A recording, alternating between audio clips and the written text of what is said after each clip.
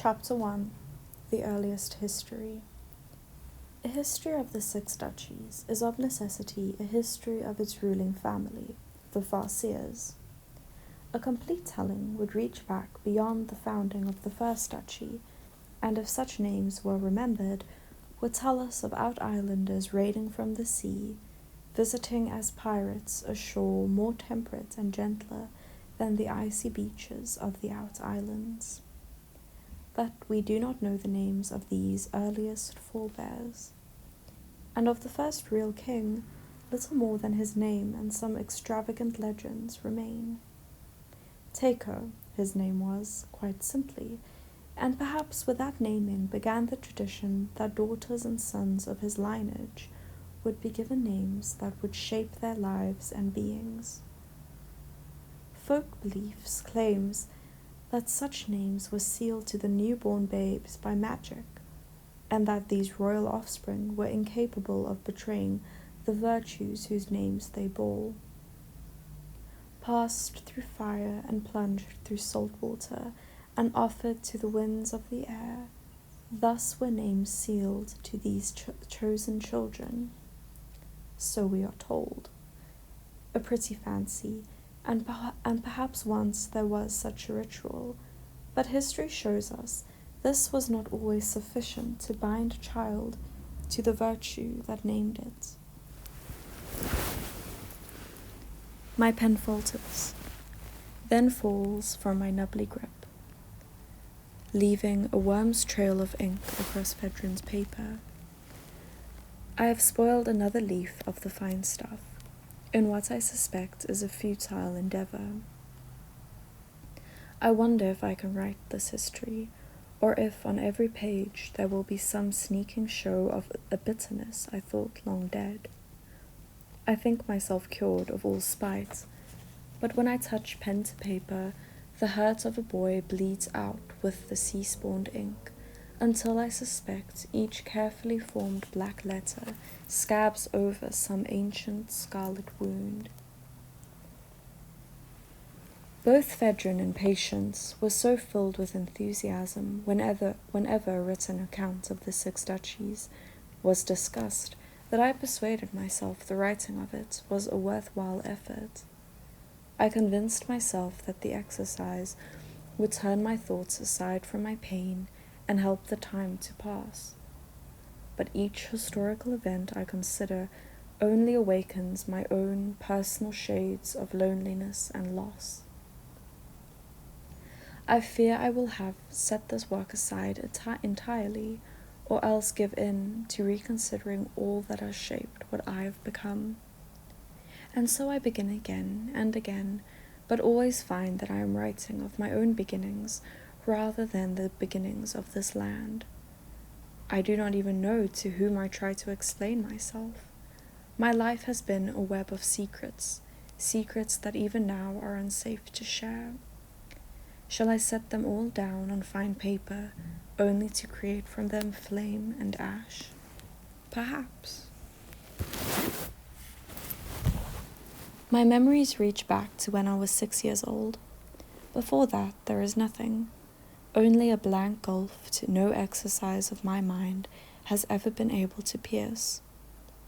Prior to that day at moon's eye, there is nothing, but on that day they suddenly begin, with a brightness and detail that overwhelms me. Sometimes it seems too complete, and I wonder if it is truly mine.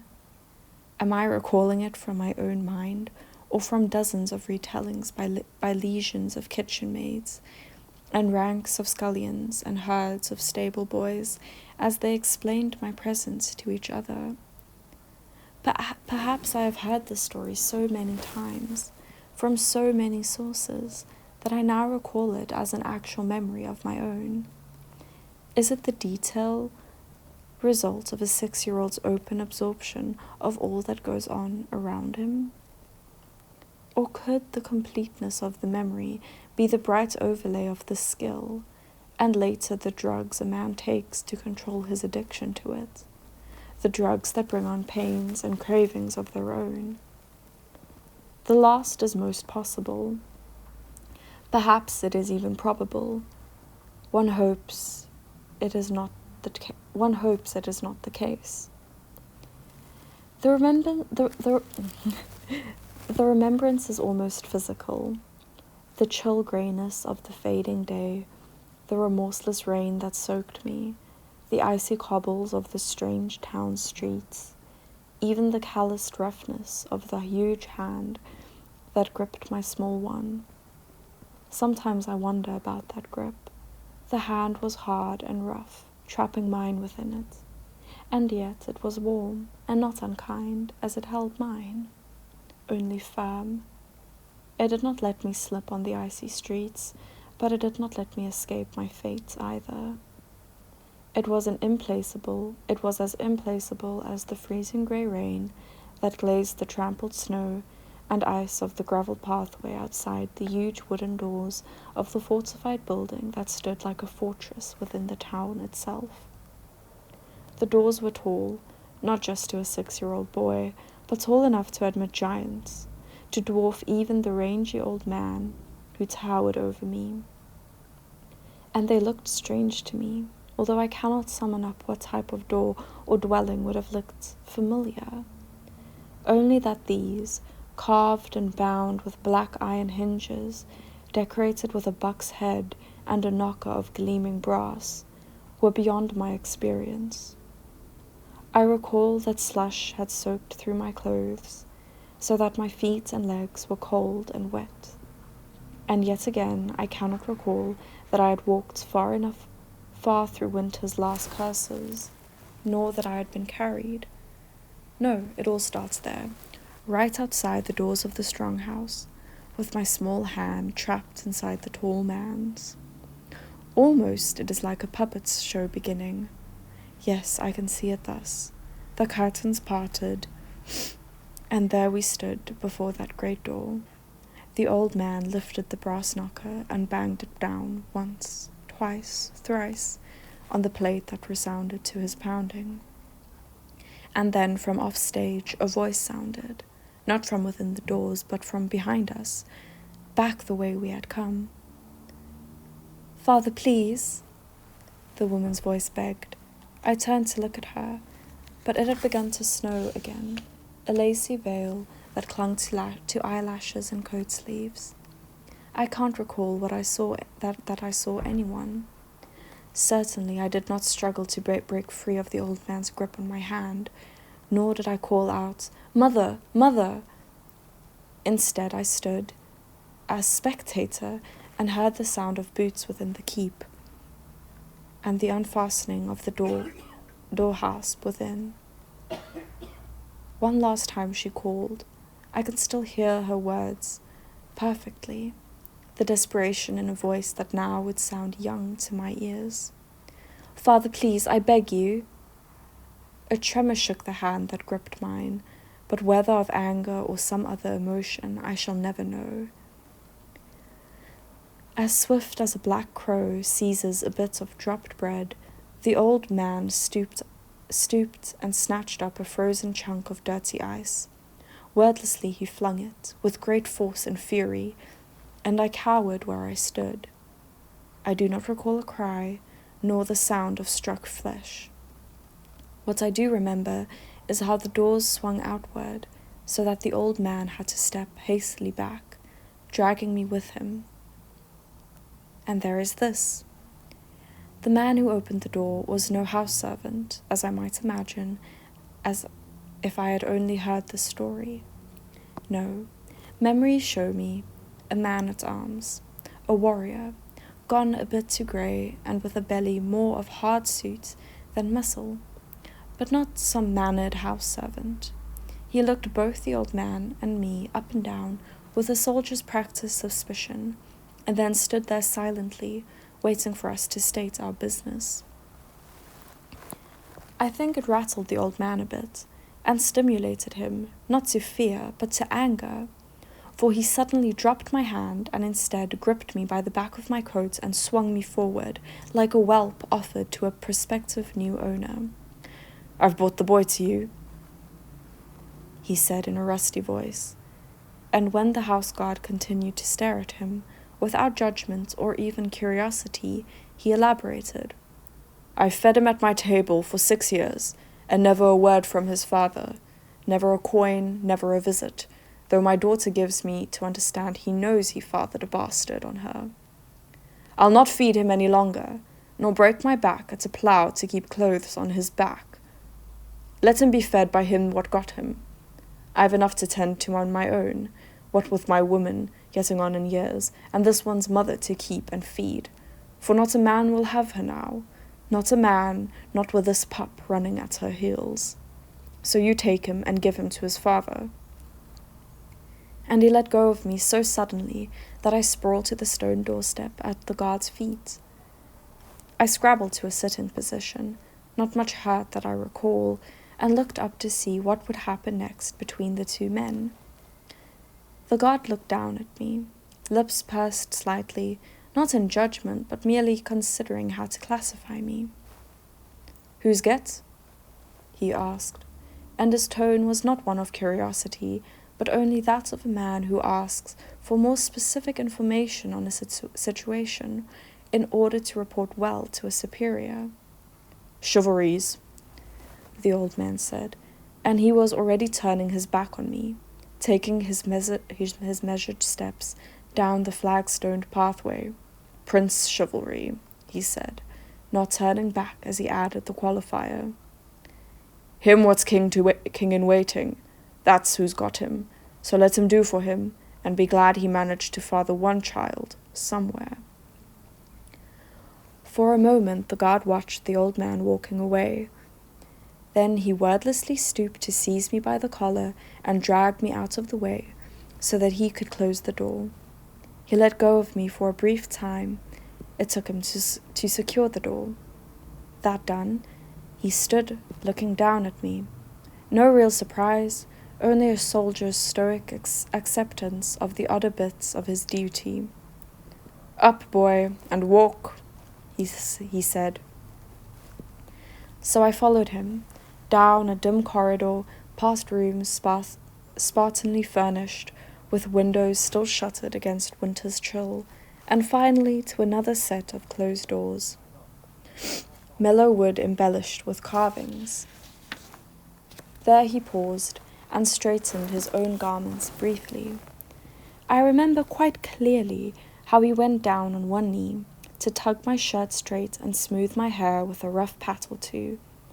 But whether this was from some kind-hearted impulse that I make a good impression, or merely a concern that his package look well tended, I will never know. He stood again and knocked once at the double doors. Having knocked, he did not wait for a reply, or at least I never heard one. He pushed the doors open, herded me in before him, and shut the doors behind him. The room was as warm as the corridor had been chill, and alive as the other chambers had been deserted.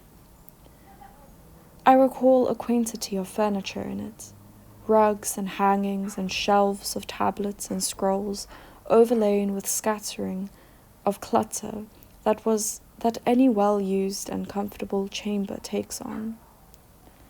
There was a fire burning in a massive fireplace, filling the room with heat and a pleasant rosinous scent. An immense table was placed at an angle to the fire, and behind it sat a stocky man, his brows knit as he bent over a sheaf of papers in front of him. He did not look up immediately, and so I was able to study him. A rather bushy disarray of dark hair lined his head, and bushy brows. When he did look up, he seemed to take in both myself and the guard in one quick glance of his black eyes. Well, Jason, he asked, and even at that age I could sense his resignation to a messy interruption. What's this? The guard gave me a gentle nudge on the shoulder that propelled me a foot or so closer to the man. An old ploughman left him, Prince Verity, sir. Says it's Prince Chivalry's bastard, sir. For a few moments, the harried man behind the desk continued to regard me with some confusion. Then something very like an amused smile lightened his features, and he rose and came around the desk to stand with his fists on his hips, looking down on me. I did not feel threatened by his scrutiny. Rather, it was as if something about my appearance pleased him inordinately. I looked up at him curiously. He wore a short dark beard, as bushy and disorderly as his hair, and his cheeks were weathered above it. Heavy brows were raised above his dark eyes. He had a barrel of a chest, and shoulders that strained the fabric of his shirt. His fists were square and work-scarred, yet ink stained the fingers of his right hand. As he stared at me, his grin gradually widened until finally he gave a snort of laughter. Be damned, he finally said. Boy does have Shiv's looks to him, doesn't he? Fruitful Edda, who'd have believed it of my illustrious and virtuous brother? The guard made no response at all, nor was one expected from him. He continued to stand alertly, waiting the next command. A soldier's soldier. The other man continued to regard me curiously. How old? He asked the guard. Ploughman says 6. The guard raised a hand to scratch at his cheek, then suddenly seemed to recall he was reporting. He dropped his hand. Sir? He added. The other didn't seem to notice the guard's lapse in discipline. The dark eyes roved over me, and the amusement in his smile grew broader. So make it 7 years or so, to allow for her belly to swell. Damn. Yes, that was the first year the it's spelled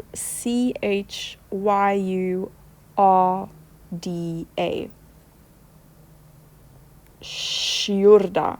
Shurda. Yes, that was the first year the Shurda. I don't know how to say this name. Okay, that was the first year the Shurda tried to close the pass. Chivalry was up this way for 3-4 months, chivying them into opening it to us. Looks like it wasn't the only thing he chivied open. Damn, who'd have thought it of him? He paused then. Who's the mother? He demanded suddenly. The guardsman shifted uncomfortably. Don't know, sir.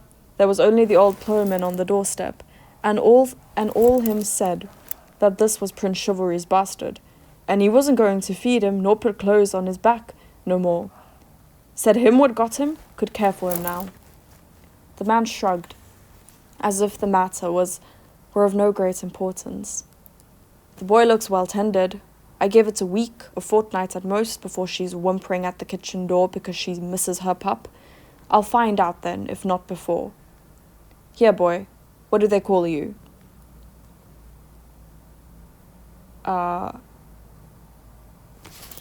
Wait. Okay, I think that was Verity that spoke, not the guard.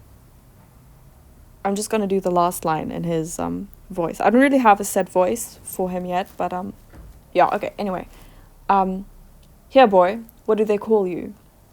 His jerkin was closed with an intricate buckle shaped like a buck's head. It was brass, then gold, then red as the flames in the fireplace moved. Boy, I said. I do not know if I were merely repeating what he and the guardsman had called me, or if truly I had no name besides the word.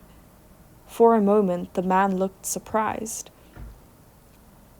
and a look of what might have been pity crossed his face, but it disappeared as swiftly, leaving him looking only discomfited or mildly annoyed. He glanced back at the map that still awaited him on the table.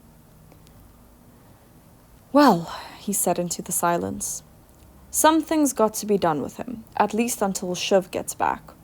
Jason, see the boys fed and bedded somewhere, at least for tonight. I'll give some thought to what's to be done with him tomorrow. Can't have royal bastards cluttering up the countryside. Sir, said Jason, neither agreeing nor disagreeing, but merely accepting the order. He put a heavy hand on my shoulder and turned me back toward the door. I went somewhat reluctantly, for the room was bright and pleasant and warm. My cold feet had started to tingle, and I knew if I could stay a little longer, I would be warmed through. But the guardsman's hand was inexorable, and I was steered out of the warm chamber and back into the chill dimness of the drear corridors. They seemed all the darker after the warmth and light, and endless as I tried to match the guard's stride as he wound through them. Perhaps I whimpered, or perhaps he grew tired of my slower pace, for he spun suddenly, seized me, and tossed me up to sit on his shoulder, as casually as if I weighed nothing at all.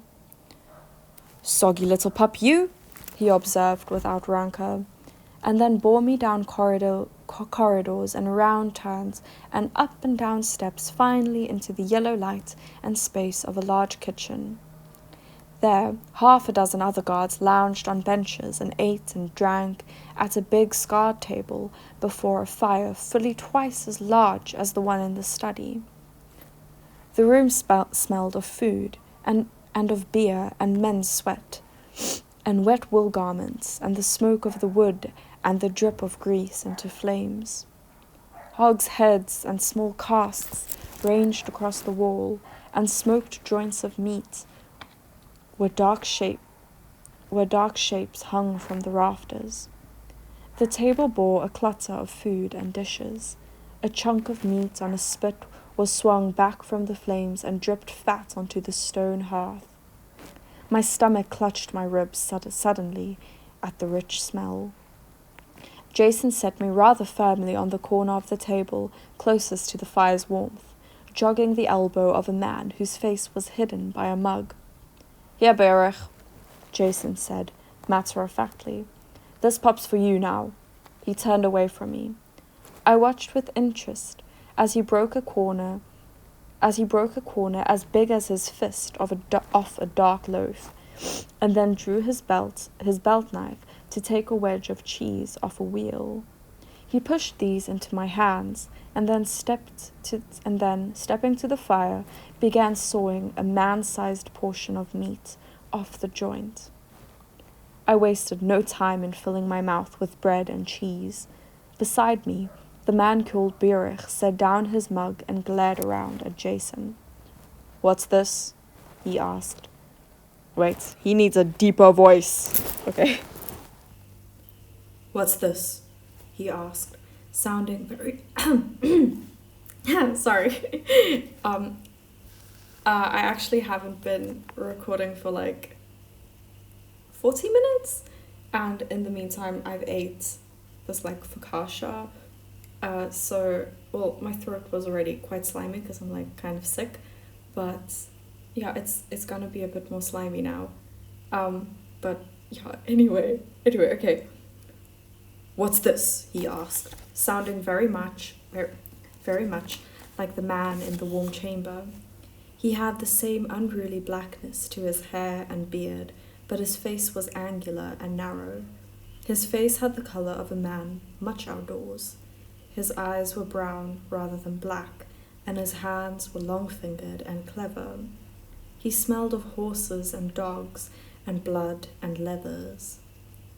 "He's yours to watch over now, Burich. Prince Verity says so." "Why?" "You're chivalry's man, ain't you? Care for his horse, his hound, his hawks?" So you got his little bastard, at least until chivalry gets back and does otherwise with him. Jason offered me the slab of dripping meat. I looked from the bread to the cheese I gripped, loth to surrender either, but longing for the hot meat too. He shrugged at seeing my dilemma, and with a fighting man's practicality, I flipped the meat casually onto the table beside my hip. I stuffed as much bread Okay, time's up. Next part.